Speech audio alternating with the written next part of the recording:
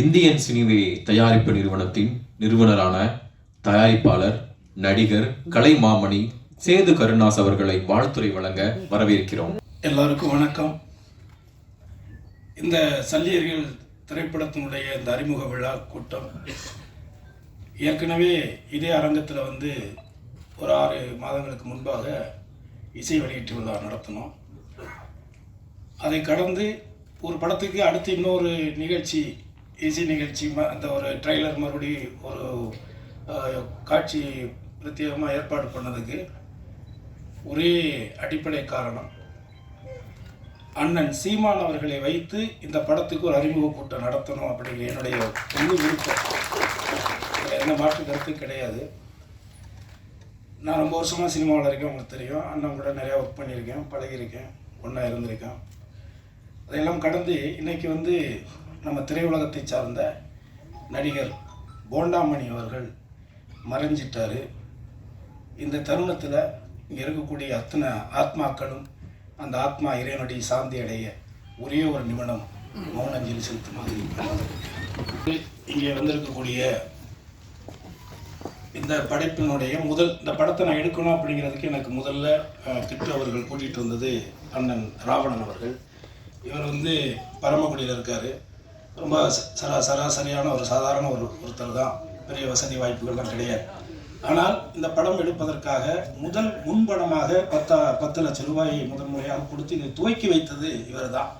So இப்படி ஒரு சாதாரண ஒரு கிராமத்தில் இருக்கிற ஒருத்தருக்கு இவ்வளோ உணர்வு இருக்கும் பொழுது, சினிமாவுக்குள்ள இருக்கிறோம், இந்த மொழியை வச்சு தான், இந்த இனத்தை வச்சு தான் நம்மளாம் இன்றைக்கி வாழ்ந்துக்கிட்டே இருக்கோம். அப்போ நம்ம ஏதாவது செய்யக்கூடாதுங்கிற அந்த ஒரு வெறி எனக்கு வந்தது அண்ணனை பார்த்து தான். அதற்கு அடுத்ததாக இவருடைய நண்பர்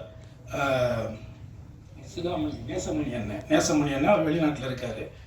ஸோ அதற்கு அடுத்ததாக எனது தம்பி கரிகாலன், அவருடைய மனைவி தான் என்னுடைய தங்கச்சி தான் அது.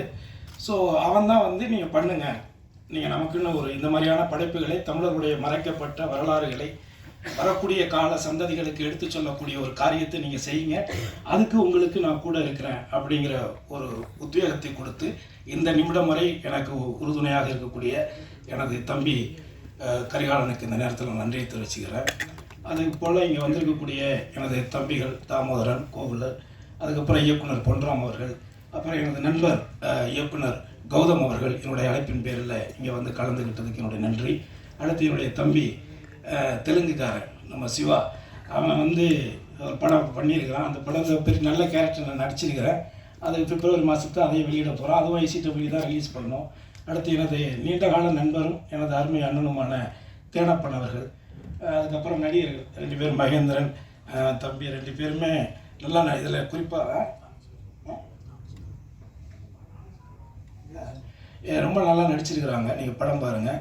அடுத்து என்னுடைய அழைப்பை ஏற்று முதலாக தன்னுடைய வாழ்த்துறையை வழங்கி சென்றக்கூடிய எனது அப்பா தானு அவர்களுக்கு இந்த நேரத்தில் என்னுடைய நன்றி. அதே மாதிரி இந்த கதையை நம்ம பண்ணணும் அப்படிங்கிறது மேலும் படம் பார்த்து தான் எனக்கு அந்த உணர்வு வந்துச்சு. அவர் சொன்னதை சரியாக பண்ணியிருந்தார்.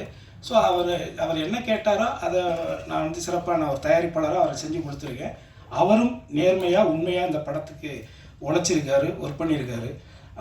அதில் இந்த படத்தில் நடிச்சிருக்கிற நடிகர்கள் எல்லாருமே அந்த கதாபாத்திர தேர்வெல்லாம் ரொம்ப அற்புதமாக பண்ணியிருக்காரு இயக்குனர். நீங்கள் நிச்சயமாக உங்களுக்கு ஒரு பிரத்யேகமான காட்சி நம்ம போட்டு காட்டுவோம். பிப்ரவரி மாதம் இந்த படத்தை நம்ம வெளிக்கொண்டு வரோம். என்னுடைய ஆசை தமிழ் சினிமாவில் ஒரு பிரச்சனைக்குரிய ஒரு விஷயத்தை, குறிப்பாக இலங்கையில் நடந்த ஒரு இன அழிப்பை ஒரு வரலாற்று பதிவாக பண்ணணும்னு சொல்லி எடுத்து முதன்முறையாக நமது தணிக்கை அதிகாரிகள் இடத்துல சர்டிஃபிகேட் வாங்கின முதல் படம் எனக்கு தெரிஞ்சதாக தான் இருக்குன்னு நினைக்கிறேன். இதை எடுத்ததுக்கு காரணம் என்னென்னா, இதை உண்மையே நான் ஒன்று சொல்லணும். என்னுடைய மகன் தான் இந்த படத்துக்கு மியூசிக் பண்ணான். ஆனால் என் பையன் என்கிட்ட கேட்ட கேள்வி என்ன தெரியுமா, இவ்வளோ ட்ரையாக, இவ்வளோ சீரியஸாக, இவ்வளோ ஒரு மாதிரியான ஒரு படத்தை எதுக்கு டேடி நீங்கள் கஷ்டப்படுற நேரத்தில் காசு செலவு பண்ணி எடுக்கிறீங்க அப்படின்னு என்கிட்ட கேட்டான். ஏன்னா இவங்க லவ் பண்ணும்பொழுது கூட எனக்கு மண், மொழி, இனம் அப்படியெல்லாம் பேசுகிறாங்க. இதெல்லாம் யார் டேடி இப்போ அந்த காலத்தில் ஏற்றுக்குவாங்க? இல்லைடா, இது நடந்த காலகட்டங்கள். அப்பா காதலிச்சாங்க, நிறைய பேர் போராளிகள் காதலித்து திருமணம் பண்ணியிருக்காங்க. நானே நிறைய பேரை பார்த்துருக்கிறேன். ஆனால் அந்த காதலில் கூட அவங்கள்ட்ட ஒரு ஒழுக்கமும் ஒரு அறமும் இருந்தது. அது உங்களுக்கு புரியலை.